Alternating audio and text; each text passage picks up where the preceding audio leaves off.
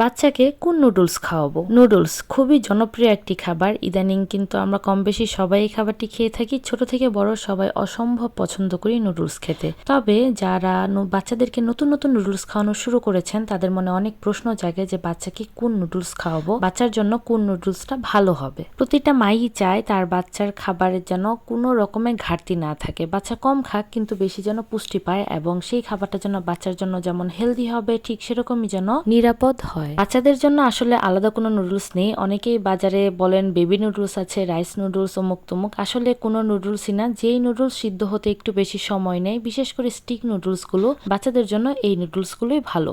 যেই ব্র্যান্ডের যেই নামের যেই নুডলসই ব্যবহার করেন না কেন, তবে নুডলসটা যেন সিদ্ধ হতে বেশ খানিকটা একটু সময় নেয়। ইনস্ট্যান্ট নুডলস বাচ্চাদের জন্য খুবই ক্ষতিকর।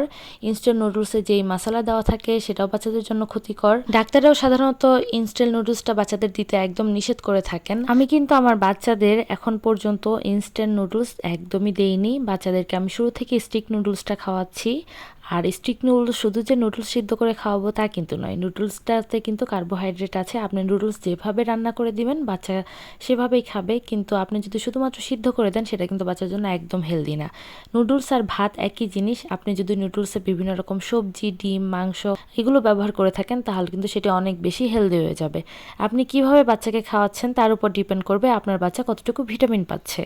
আজকের ইফতারের একটি আইটেম থাকবে নুডলস। আজকের নুডলসটা আমরা সবাই খাবো, ঠিক সেভাবেই আমি রান্না করে নিচ্ছি। যেহেতু বাচ্চারাও খাবে সেটা মাথায় রেখেও রান্না করছি। তো এখানে আমি সবজি দিয়ে নিয়েছি, গাজর আর টমেটো, আর তারপর আমি এখানে দুটো ডিম দিয়ে নিলাম।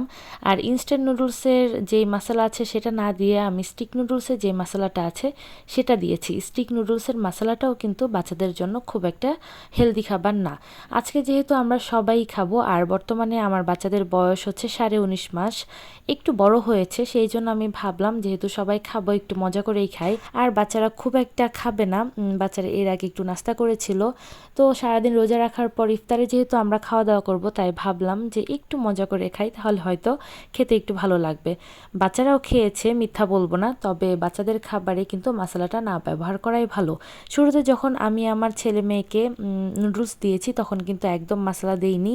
ইদানিং যখন রান্না করি দেখা যায় বাচ্চাদেরকে আমি শুরু থেকে এখন পর্যন্ত ঘরের হাঁড়ির খাবার খাওয়ানোর চেষ্টা করি।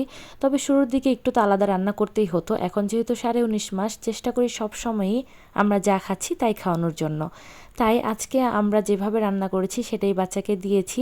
বাবুরা খুব বেশি একটা খায়নি, তবে খেয়েছে, যতটুকু খেয়েছে আলহামদুলিল্লাহ। আপনি যদি আপনার বাচ্চাকে নতুন নতুন নুডলসের সাথে ইন্ট্রোডিউস করাতে চান তাহলে আমি বলবো অবশ্যই স্টিক নুডলস দিবেন। আর নুডলসটা শুরুতে যে কোনো একটি সবজি বা ডিম কিংবা মাংস দিয়ে দিতে পারেন।